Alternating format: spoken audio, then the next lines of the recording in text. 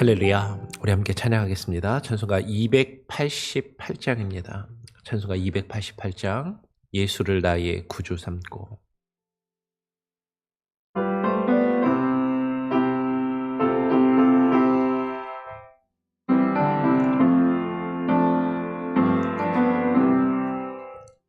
예수를 나의 구주 삼고 성령과 피로써 거듭나니 이 세상에서 내 영혼이 하늘의 영광 누리도다. 이것이 너의 간증이요 이것이 나의 찬송일세. 나 사는 동안 끊임없이 구주를 찬송하리로다. 온전히 주께 맡긴 내 영 사랑의 음성을 듣는 중에 천사들 왕래하는 것과 하늘의 영광 보리로다. 이것이 너의 간증이요 이것이 나의 찬송일세. 나 사는 동안 끊임없이 구주를 찬송하리로다. 주 안에 기쁨 누림으로 마음의 풍랑이 잔잔하니 세상과 나는 간 것 없고 구속한 주만 보이도다. 이것이 너의 간증이요 이것이 나의 찬송일세. 나 사는 동안 끊임없이 구주를 찬송하리로다. 이것이 나의 간증 이것이 나의 간증이요 이것이 나의 찬송일세. 나 사는 동안 끊임없이 구주를 찬송하리로다.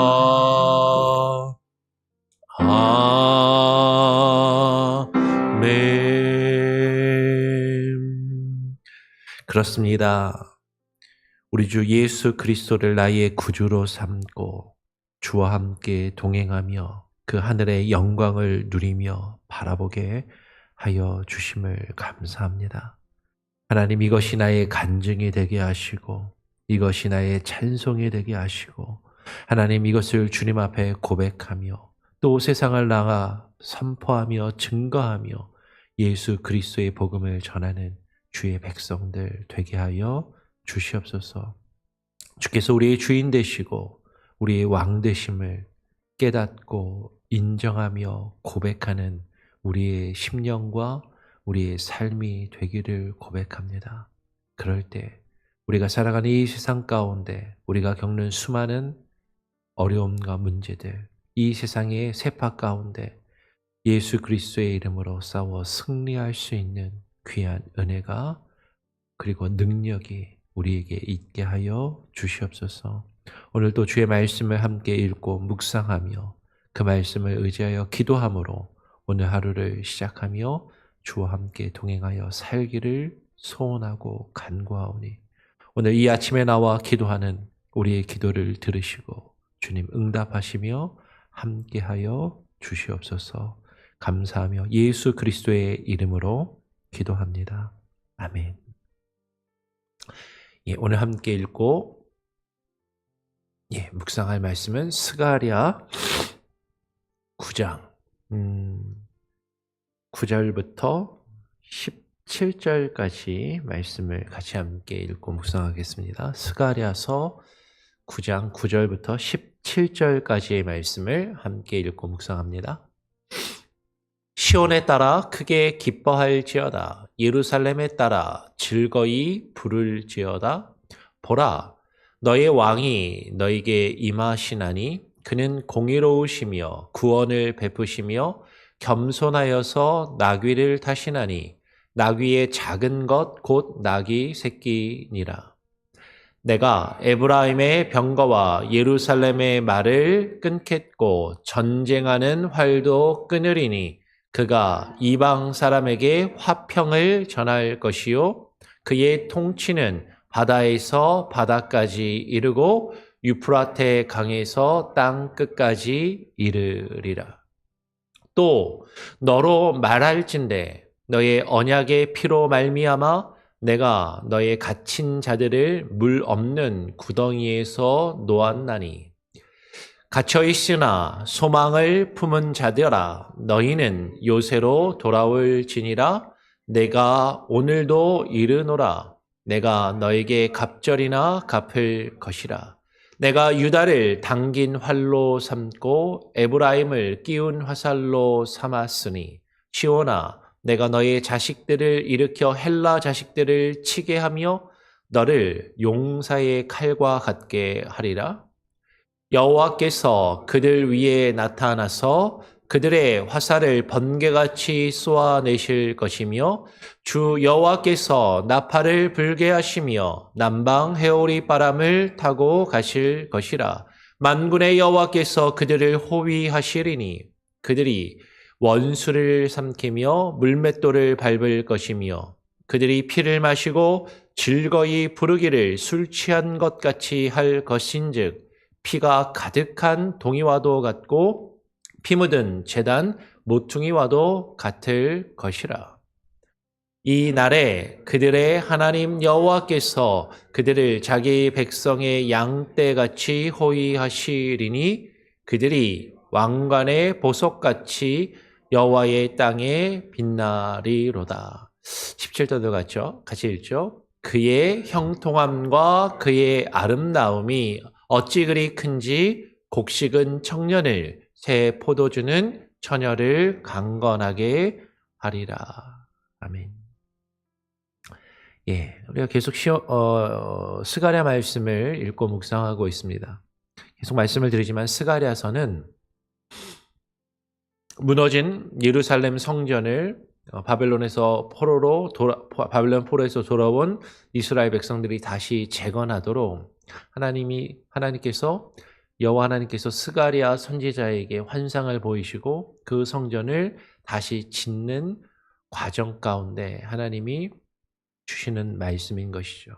그리고 그 성전을 짓는 그 역사를 통하여서 단지 바벨론의 포로로 끌려왔던 이스라엘 백성들이 성전을 짓고 그 예루살렘 성에서 자기들끼리 그냥 모여 행복하게 잘 사는 것으로 끝나는 것이 아니라 스가랴서의 말씀을 살펴보면 우리가 어제 살펴보았던 것처럼 그 예루살렘의 성전을 새로 짓고 그 회복된 예루살렘 성전과 하나님의 백성을 통해서 이방 백성들에게 그 이스라엘 주변에 있는 이방 나라들을 향하여 여호와의 말씀이 선포되고 증거되게 하시고 여호와께서 그 이방 나라들을 심판하시고 멸하신 후에는 그 이방 족속 가운데 남은 자들, 하나님의 뜻을 깨닫고 주께로 돌아온 자들, 그들을 하나님께서 주의 백성과 같이 맞아주시고 그들을 하나님께서 또한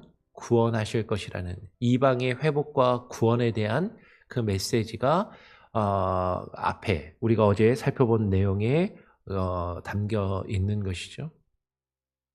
그리고 나서 오늘 9장 9절로 오게 되면 그 하나님께서 그와 같은 역사를 이루시기 위해서 하나님께서 한 왕을 보내실 것이라는 예언의 말씀을 하고 계시는 것이죠. 그 왕을 통해서 이 모든 일이 이루어질 것을 주께서 말씀하시고 계신다라는 것이에요. 그 왕이 누구냐면 우리가 알고 믿는 바와 같이 곧 예수 그리스도를 이야기하는 것이죠. 오늘 구약의 이스라엘 백성들에게 한 왕이 올 것인데 그 왕은 하나님께서 보내신 기름 부음 받은 자이고 그 기름 부음 받은 자를 히브리어로는 메시아라고 하고 그것이 헬라어로는 그리스도라고 하는 것이죠. 그 한 왕, 기름 부음 받은 자, 메시아 그리스도에 대한 그 예언이 예수 그리스도에 의해서 성취됨을 우리는 발견하게 돼요. 오늘 9장 9절 말씀을 보면 이렇게 기록합니다. 시온에 따라 크게 기뻐할지어다. 예루살렘의 딸 따라 즐거이 부를지어다. 여러분, 시온은 예루살렘의 다른 이름입니다. 예루살렘은 하나님의 성전이 있는 곳이고 그 하나님의 성전이 있는 곳을 시온이라고 또 부르는 것이죠. 근데 딸이라는 표현은 시온의 딸, 예루살렘의 딸이라는 것은 여자들만 이야기하는 것이 아니라 그 땅과 성은 히브리어가 남성 여성이 있거든요. 그 명사를 보면 그 땅이나 도성은 여성 명사예요. 그리고 그 성에 그 땅에 거하는 백성들도 여성으로 표현이 됩니다. 여성 명사로. 그래서 시온에 따라 그러면 시온에 거하는 그 백성들, 시온에 거하는 그 거주민들을 딸이라고 표현을 하는 것이죠. 무너진 하나님의 성전이 다시 회복되고 그 회복될 성전 예루살렘 시온에 거할 그 백성과 그 거민들아, 그 딸들에게 지금 하나님께서 말씀하시는 것이죠. 너희는 기뻐하고 즐거이 부를지어다. 왜? 보니까 너에게 왕이 임하실 것이기 때문이다라는 것이죠. 그 왕은 공의로우시며 구원을 베푸시는 자이시고 그 공의와 구원을 베푸시는데 강압적으로, 폭력적으로 자신의 왕권을 행사하는 것이 아니라 겸손하여서 나귀를 타시나니 나귀의 작은 것 곧 나귀 새끼니라라고 말씀을 하시는 것이에요. 여러분, 이 나귀를 타고 임하는 이 왕의 모습은 우리가 신약 성경을 보면 예수님께서 어린 나귀 새끼를 타고 예루살렘의 마지막 그 십자가를 지시기 위해서 입성하시는 장면을 통해서 성취되고 완성되었음을 보게 되는 것이죠. 예수님께서 이 땅에 오셨습니다. 이 세상에 있는 수많은 통치자들은 말을 타고 큰 군말을 타고 백성들을 위에서 아래로 내려다보며 그 말발굽으로 사람들을 짓밟고 자신 앞에 무릎 꿇게 만드는 그런 폭력을 행사함으로 그 강력한 힘을 사람들에게 보여주는 것을 통해서 자신이 왕임을 사람들이 인정하고 자신들 앞에 무릎 꿇게 하지만 하나님께서 보내시는 시온과 예루살렘의 왕으로 오실 그 왕은 세상의 다른 왕들과 같지 아니하고 겸손하여서 나귀를 타고 오시는 분이시다라는 것이죠. 실제로 예수님께서는요, 이 땅의 왕으로 오셨지만 세상의 군왕들처럼 군사력을 동원해서 이 세상을 뒤집고 많은 사람들이 자신들 앞에 무릎 꿇게 하신 것이 아니라 오히려 십자가를 지심으로 십자가에서 많은 사람들을 위하여 대속의 피를 우리와 맺으신 그 언약의 피를 흘리심으로 많은 사람들이 그 십자가 앞에 무릎 꿇게 하신 겸손의 왕이시고 그리고 온유하신 평화의 왕으로 이 땅 가운데 오셨다라는 것이죠. 오늘 여호와께서 그 겸손의 왕, 나귀를 타고 오시는 그 왕을 보내시는 그 일을 통하여서 하나님께서 어떤 역사를 이루시냐면 오늘 10절 말씀에 이렇게 말씀해요. 내가 에브라임의 병거와 예루살렘의 말을 끊겠고 전쟁하는 활도 끊으리니 그가 이방 사람에게 화평을 전할 것이요 그의 통치는 바다에서 바다까지 이르고 유프라테 강에서 땅끝까지 이르리라. 여호와 하나님께서 그 왕을 통하여서 에브라임의 병거와 예루살렘의 만을 끊으시겠다. 무슨 얘기냐면 더 이상 전쟁하는 도구와 무기가 그 백성들 가운데서 끊어지고 사라지게 하시겠다. 전쟁을 하는 활도 끊으시고 이제는 더 이상 활을 쏠 필요가 없게 만드시겠다. 하나님께서 이방 사람들과 더 이상 다투고 싸우며 폭력을 행사하는 것이 아니라 평화를 전하게 하시고 평화가 깃들게 하시겠다라고 말씀을 하시는 것이죠. 그 평화의 왕, 그 겸손의 왕으로 오신 그분의 통치와 다스리심은 이 바다에서 저 바다 끝까지 이르고 바벨론의 유프라테 강에서부터 저 땅끝까지 유대인들의 개념에 있어서 땅끝은 지중해 바다 저 끝에 있는 사바나에 이르기까지 온 땅에 이를 것이다 라고 이야기를 하는 것이 그러니까 그 당시 유대인들의 세계관에서 온 세계를 온 우주를 다스리며 통치하실 것이다 라고 말씀을 하고 있는 것이죠. 근데 여러분 지금 스가랴서를 전체적으로 우리가 읽으면서 오늘 이 9장 9절과 10절의 말씀을 잘 붙들어야 됩니다. 즉 이 9장 9절과 10절의 말씀이 스가랴서 9장에 나오는 내용을 제대로 이해할 수 있는 어떤 중심을 잡는 핵심 구절이라는 것이죠. 왜냐하면 이 스가랴서 9장 9절과 10절을 만약에 빼고 나머지 스가랴서 9장의 말씀을 살펴보게 되면 그 9장 10절 이후에 나오는 11절 이하의 내용을 그 부분만 부분적으로 잘못 읽게 되면 어떻게 읽을 수 있냐면 하나님이 이스라엘 백성들을 통해서 그 이방들을 다 쓸어 멸하시겠다 라는 말씀으로 읽히기 때문인 것이죠.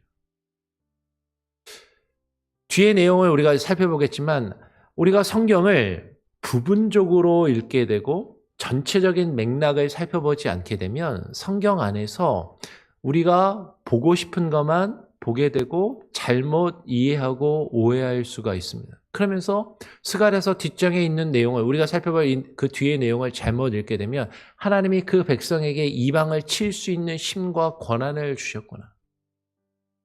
하나님께서 하나님을 믿지 않는 자들을 하나님을 믿는 사람들을 통해서 치고 그들을 멸할 수 있는 그런 권세를 주셨기 때문에 믿음의 사람들이 믿음이라는 어떤 동기와 목적을 가지고 그것을 내걸고서 믿지 않는 사람들, 하나님 앞에 범죄하는 자들을 치며 멸하는 것을 정당화하는, 쉽게 이야기하면 믿음의 이름으로 하나님의 이름으로 폭력을 행사하고 악을 행하는 것을 정당화하는 그런 모습으로 오해되고 그렇게 이해하고 그런 모습을 나타낼 수도 있다라는 것이죠.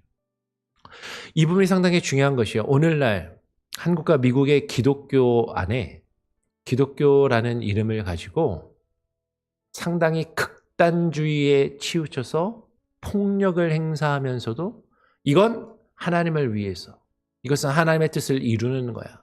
하나님의 뜻에 거스르고 어긋나는 자들을 우리가 이렇게 폭력을 행사해서 그들을 굴복시키는 것이 옳다라고 말하는 잘못된 성경 읽기, 성경 해석, 성경을 적용하는 그런 모습들이 나타날 수 있기 때문인 것이죠. 그런데 오늘 지금 우리에게 오신 그 왕은 겸손의 왕으로 오셨고 온유하여서 나귀를 타고 오셨고 그가 이방 사람에게 화평을 전하기 위하여 이 땅에 오셨다는 이 부분을 반드시 기억하고 이것을 놓치지 말고 뒤에 있는 내용을 우리는 살펴보고 읽어야 한다라는 것이죠. 한번 그 뒤에 내용을 한번 보겠습니다. 또 너로 말할진대 너의 언약의 피로 말미암아 내가 너의 갇힌 자들을 물 없는 구덩이에서 놓았나니 갇혀 있으나 소망을 품은 자들아 너희는 요새로 돌아올지니라 내가 오늘도 이르노라라고 말씀합니다. 하나님께서 그 이스라엘 백성들과 언약을 맺으셨어요.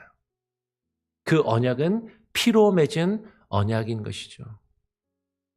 모세의 율법을 통해서도 하나님께서 모세와 시내산에서 백성들과 모세를 통해서 여호와 하나님께서 그 백성들과 언약을 맺으실 때도 피의 언약을 맺으셨습니다. 그 피의 언약을, 그 언약의 피로 말미암아 하나님께서 그 이스라엘 백성들을 기억하시고 그들을 구원하시기로 지금 약속하셨고 그것을 잊지 않고 지금 그 백성들을 그 갇힌 곳에서 구원하시고 놓으실 것을 말씀하시는 것이죠. 그럼 피의 언약은 예수님께서 우리에게 베푸신 언약이라고 그냥 딱 그렇게 우리에게 먼저 다가올 수 있지만 그 예수님이 우리에게 세우신 그 피의 언약은 구약에도 사실 하나님께서 피로 언약을 맺으셨어요. 시내산에서 그 백성들에게 언약을 맺으실 때 그 속죄 제물을 잡아서 백성들과 그 제단에 피를 뿌림으로 언약을 맺으신 언약의 피라는 표현이 분명히 나온다라는 것이죠. 그럼 성경을 통해서 확인해 보시기를 바랍니다.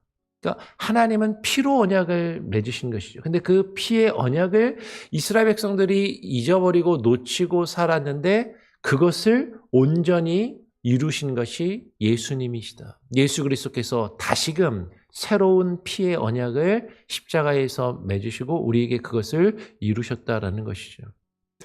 그 언약의 피로 말미암아 하나님께서 그 피로 세우신 그 언약으로 말미암아 갇힌 자들을 물 없는 구덩이에서 놓으신다. 그러면 물 없는 구덩이라는 것은 어떤 의미냐면 그 이스라엘 지역은 팔레스타인 지역은 비가 여름 내내 오지 않는 지역입니다. 우기와 건기가 뚜렷한 지역이에요. 그래서 비가 오는 우기에는 그 빗물을 받아서 빗물을 저장하는 구덩이를 땅에 깊숙이 파는 것이죠. 그리고 그 구덩이에 물을 저장해 놓았다가 그 구덩이에서 이제 비가 오지 않는 건기에는 물을 사용하고 그렇게 하였어요. 실제로 이스라엘의 성지순례를 가면 이스라엘을 가보면 그런 구덩이들이 계속해서 많이 발견되고 그 크기가 큰 것은 엄청나게 큰 것이죠. 땅속에 깊이 그 구덩이를 파고 그 입구는 물이 들어갈 수 있게끔 좁게 만들어놔서 그 구덩이에 빠지면 그 구덩이에 빠진 사람은 혼자 그 큰 구덩이의 입구는 좁고 안은 넓게 돼 있으니까 깊고 넓게 돼 있으니까 그 구덩이에 빠진 사람은 혼자 결코 나올 수가 없는 것이죠. 그러니까 예를 들면은 요셉의 형들이 그 요셉을 빈 구덩이에 물 없는 구덩이에 던져 놓았다라는 그런 내용도 나오는 것이죠. 근데 그 구덩이에 들어가면 혼자 나올 수가 없는 거예요. 근데 그 물 없는 구덩이에 갇힌 자들을 혼자 빠져나올 수 없는 그들을 하나님께서 그곳으로부터 놓으시고 그곳으로부터 빠져나오게 하셨다라는 것이죠. 그 물 없는 구덩이에 빠진 사람은 갇혀 있어서 어떻게 그것을 빠져나올 수 있을까라고 염려하며 소망이 없을 수밖에 없지만 그런데 오늘 12절은 갇혀 있으나 소망을 품은 자들 하나님께서 구원하시고 그 언약으로 약속으로 말미암아 그 자신들을 구원할 것이라는 그 소망을 품은 자들 너희는 하나님의 요새로 하나님의 도성으로 돌아올지니라 라고 말씀을 하시는 것이죠. 하나님께서 너희가 처해 있는 그 어려움과 괴로움 가운데서 구원하시고 너희를 건져내실 것이다. 그리고 하나님께서 그 백성을 들어서 어떻게 사용하시냐면 오늘 13절부터 이제 잘 읽어야 되는데 내가 유다를 당긴 활로 삼고 에브라임을 끼운 화살로 삼으리니 시온아 내가 너의 자식들을 일으켜 헬라 자식들을 치게 하며 너를 용사의 칼과 같게 하리라. 하나님께서 그 백성을 구원하셔서 유다를 당긴 활로 그리고 에브라임을 끼운 화살로 삼으셔서 그 자식들을 통하여 유다와 에브라임의 그 시온의 자식들을 통하여서 이방의 헬라의 자식들을 치며 그들을 공격하고 멸할 것이다 라고 말씀하고 계시는 것이에요. 그러면 이 내용부터 그 뒤의 내용을 보면 하나님께서 하나님의 백성을 통해서 이방을 치시네. 그런데 이 이방을 치고 이방으로부터 승리를 얻어내는 것은 하나님께서 주시는, 하나님께서 믿음의 사람들로 하여금 싸우게 하시는 영적인 전쟁을 싸워 승리하게 하신다라는 것으로 우리는 이해해야 한다는 것이죠. 예수 그리스도께서 십자가를 통하여 세상을 승리하시고 죽음을 이기셨던 것처럼 그 십자가의 권한과 능력으로 겸손의 왕으로 오셔서 평화의 왕으로 오셔서 이 세상에 하나님의 승리를 선포하신 것처럼 세상에 많은 사람들이 폭력을 행사한 것처럼 그렇게 세상과 싸워 승리하신 것이 아니라 그리스도의 십자가로 승리하신 것처럼 하나님께서는요, 믿음의 사람들이 영적으로 무장하고 영적으로 그 영적인 전쟁을 싸워 승리할 것을 지금 말씀하고 계시는 것으로 이해하고 읽는 것이 바람직하겠다라는 것이에요. 오늘 여호와께서 그들 위에 나타나서 그들의 활을 번개같이 쏘아내실 것이며 주 여호와께서 나팔을 불게 하시며 남방 회오리 바람을 타고 가실 것이라. 여호와 하나님께서 구원하신 그 백성들 위에 나타나시고 그들을 통하여서 이 세상에 하나님의 뜻을 나타내시며 화살을 번개같이 쏘는 그런 모습으로 세상을 향하여 하나님의 말씀을 꽂으시고 그 이 세상의 사람들의 죄악의 폐부를 찌르는 그런 놀라운 그 능력을 행하게 하신다라는 것이죠. 만군의 여호와께서 그들을 호위하시리니 그들이 원수를 삼키며 물맷돌을 밟을 것이며 그들이 피를 마시고 즐거이 부르기를 술 취한 것 같이 할 것인지요. 피가 가득한 동이와도 같고 피 묻은 제단 모퉁이와도 같을 것이라. 여러분 오늘 14절 15절을요. 이 부분만 딱 띄어서 읽는다고 생각해 보세요. 하나님께서 하나님의 백성들을 통하여서 그 원수를 치시고 삼키시며 그들의 피를 마시고 즐거이 부르게 하실 것이다. 어떻게 보면 이거 좀 상당히 섬뜩한 표현 아니에요? 원수를 치고 그들이 피를 마시고 즐거이 부른다.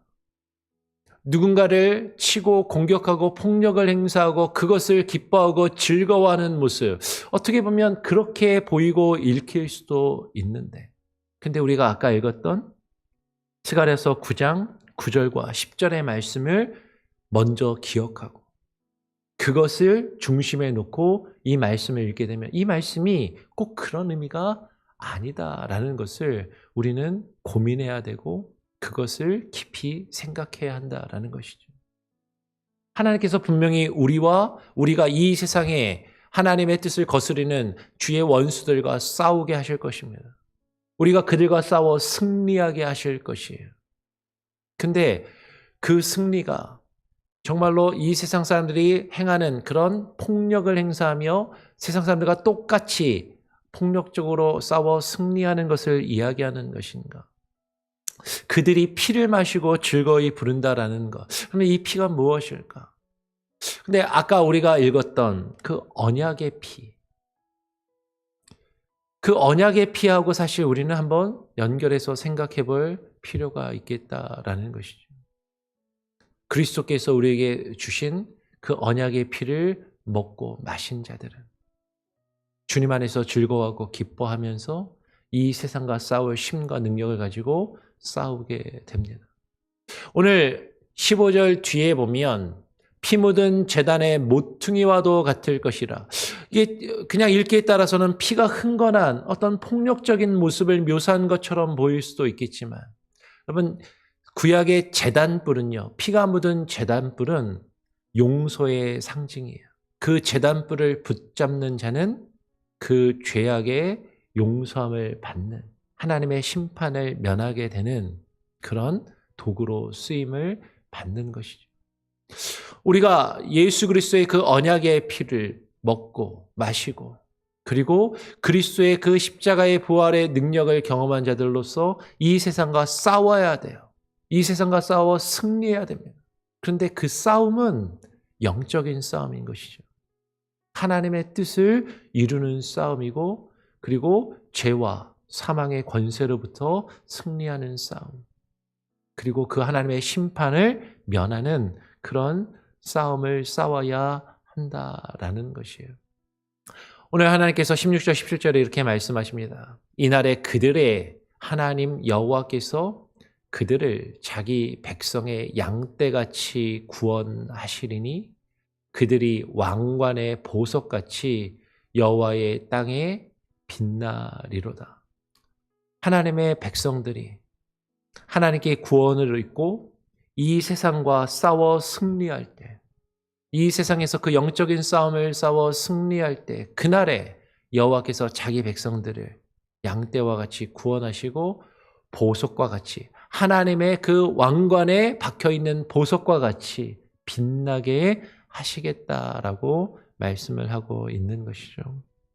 그의 형통함과 그의 아름다움이 어찌 그리 큰지 곡식은 청년을 새 포도주는 처녀를 강건하게 하리라. 하나님께서 주시는 그 잔치에 참여해서 하나님이 주시는 그 기업을 누리고 먹고 마시며 함께 즐거워하는 하나님이 주시는 새 포도주를 마시고 그리스도의 언약의 그 피를 먹고 마시며 기뻐하고 즐거워하는 그 모습을 지금 묘사하고 있다라는 것이에요. 여러분, 이 스가랴 말씀을요, 다시 말씀을 드립니다. 어떤 한 구절, 한 부분만을 떼어서 그 부분만 읽게 되면 분명히 그렇게 우리가 이 세상을 쳐서 승리해야지. 그들을 쳐서 피 흘리는 것이 당연하고 정당한 것이지. 이 세상에서 우리가 하나님의 뜻을 이룬다라는 그런 어떤 목적을 가지고 있다면 이 세상 사람들이 하는 것처럼 무력과 폭력을 동원해서 짓밟아도 괜찮은 것이지 어떻게 보면 그렇게 읽히고 보일 수도 있겠지만 오늘 이 말씀이 그 앞에 스가랴 9장 9절과 10절에 주님께서 우리의 왕으로 오셔서 겸손히 나귀를 타고 오셔서 이방 사람들에게 믿지 아니하는 자들에게 평화를 전하기 위하여 우리를 그 하나님의 도구로 사용하시며 그 영적인 싸움을 우리를 통하여 싸우시길 원하신다는 그 말씀의 의미를 전체 맥락을 이해하고 우리가 이 말씀을 읽게 되면 우리가 이 세상 사람들 하나님을 믿지 않는 자들에게 하나님의 뜻을 그들 가운데 이룬다라는 어떤 그런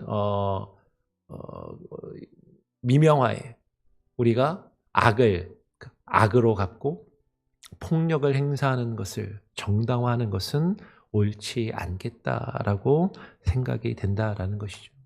오히려 하나님의 뜻을 우리가 깨닫고 이 영적인 싸움을 싸워 하나님께서 우리에게 허락하시는 그 하나님의 영원한 그 잔치, 하나님의 잔치 안에 참여하며 그 기쁨과 즐거움을 누릴 수 있는 저와 여러분 또 우리 교회 온 성도들이 될 수 있기를 간절히 바라고 주님이 우리를 다스리시며 우리의 왕 되심을 깨닫고 인정하며 고백할 수 있기를 그럴 때 주께서 갇혀 있으나 소망을 품고 우리가 처해 있는 이 어렵고 힘든 상황 가운데서 우리가 갇혀 있는 것 같지만 여기서 우리는 스스로 빠져나올 수 없는 것 같지만 하나님께서 우리에게 주시는 그 소망을 품고 이 영적인 싸움을 싸워 승리할 수 있는 저와 여러분이 될 수 있기를 간절히 바라고 소원하고 또 부탁을 드립니다. 우리 같이 함께 찬양하고 기도하겠습니다. 찬송가 351장입니다. 찬송가 351장 믿는 사람들은 주의 군사니 우리가 싸울 싸움이 무엇인가? 그 싸움은 이 세상의 폭력을 동원하는 무력적인 싸움이 아니라 영적인 싸움임을 기억하면서 같이 함께 찬양하고 또 기도하고 오늘 하루를 시작하겠습니다.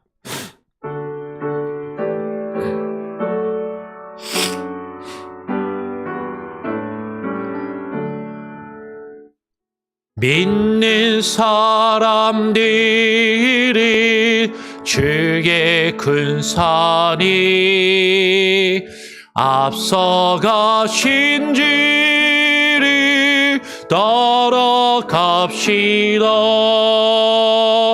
우리 대장 예수 길을 들고서 접전하는 곳에 가신 것 보라. 믿는 사람들은 주의 큰 산이 앞서가신 주를 따라갑시다. 원수 먹이 모두 쫓겨가기는 예수 이름 듣고 겁이 나미라. 우리 찬송 듣고 지옥 떨리니 형제들아 주를 찬송합시다. 믿는 사람들은 주의 큰 산이 앞서가신 주를 따라갑시다. 세상 나라들이 멸망당하나 예수 교회 영영 왕성하리라. 마귀 권세 감히 해치 못함을 주가 모든 교회 지키심이라. 믿는 사람들은 주의 큰 산이 앞서가신 주를 따라갑시다. 백성들아 와서 함께 모여서 우리 모두 함께 개가 부르세. 영원토록 영광 권세 찬송을 우리 임금 주께 돌려보내세. 믿는 사람들은 주의 큰 산이 앞서가신 주를 따라갑시다.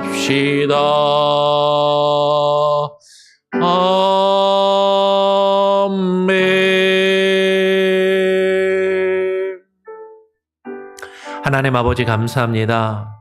우리를 주의 군사로 부르시고 주의 군사 삼아 이 땅의 죄악을 멸하시며 하나님의 심판을 드러내며 하나님의 뜻을 이 땅 가운데 이루어내게 하시는 주의 도구로 사용하심에 감사합니다.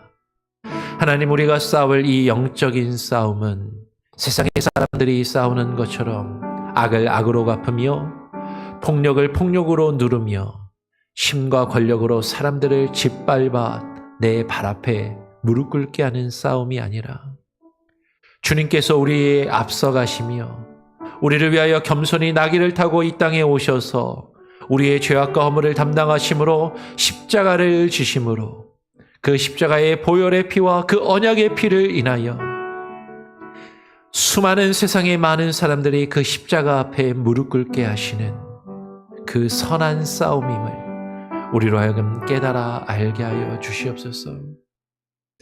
세상의 폭력과 세상의 악을 행함으로 사람들이 내 발 앞에 무릎 꿇는 것을 기뻐하며 즐거워하는 것이 아니라 그리스도와 함께 고난받으며 그리스도의 그 보혈의 피를, 그 언약의 피를 마시며 주님과 함께 그 생명의 길을 걸어가는 그 일을 통하여서 주님 안에 기뻐하며 즐거워하는 주의 백성들 되게 하여 주시옵소서. 하나님, 우리를 영적으로 무장시키시고 우리를 주의 살과 활로 삼으시고 우리를 통하여 주의 말씀을 이 세상 가운데 선포하며 증거하게 하심으로써 주의 말씀의 화살들을 세상을 향하여 계속해서 쏘아 세상을 주의 말씀 앞에 굴복시키는 주의 영적인 싸움을 싸워가는 주의 군사들로 우리들이 무장되게 하시고 쓰임받게 하여 주시옵소서. 하나님, 오늘 우리가 읽고 묵상한 이 말씀의 의미들을 겉으로, 표면적으로, 부분적으로, 단편적으로 읽고 내가 읽고 싶은 대로 해석하며 잘못된 방향으로, 극단의 모습으로 교회와 하나님의 이름으로 이 세상 가운데 폭력의 악을 행하는 그런 모습들이 교회와 믿음의 사람들 가운데 사라져가게 하여 주시옵소서. 오늘 하루의 삶도 주님과 함께 동행하며 주의 뜻을 깨닫고 살아가는 믿음의 사람으로 영적인 싸움을 싸워 승리하며 갇혀 있으나 소망을 잃어버리지 않고 그 소망 중에 살아가는 주의 백성들 되게 하여 주시옵소서. 하나님, 우리 교회 공동체 가운데 또 하나님 새 생명을 허락하여 주시니 감사합니다.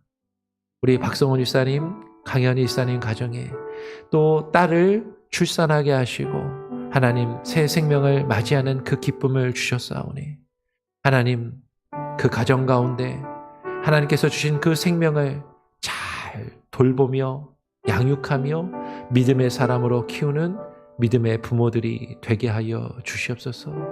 교회가 함께 기뻐하며 새 생명 주심을 인하여 감사하며 하나님께 그 새 생명을 의탁하고 맡기며 축복하옵니다. 하나님, 또 새롭게 태어난 그 이비가 이 세상을 살아가며 겪게 될 수많은 아픔과 고통 가운데도 하나님 함께 하시고 또 하나님께서 구원의 역사를 이루시며 하나님의 사람으로 영적인 싸움을 싸워 승리하며 그리스도의 영광을 나타내는 주의 사람으로 성장하게 하시고 자라나게 하시고 그 부모들이 그렇게 자녀를 바르게 양육할 수 있는 성숙한 믿음을 먼저 가지게 하시고 주님 앞에 서게 하여 주시옵소서. 오늘 하루의 삶도 주님께 온전히 맡겨드리며 우리 성도들 한 사람 한 사람의 기도의 제목, 특별히 아픈 자들을 위하여 기도하오니 하나님 치료하시고 치료의 과정 가운데 함께하여 주시옵소서. 모든 것을 주님께 맡기고 위탁드리오며 우리 구주 예수 그리스도의 이름으로 기도합니다. 아멘. 자유롭게 기도하시기를 바랍니다.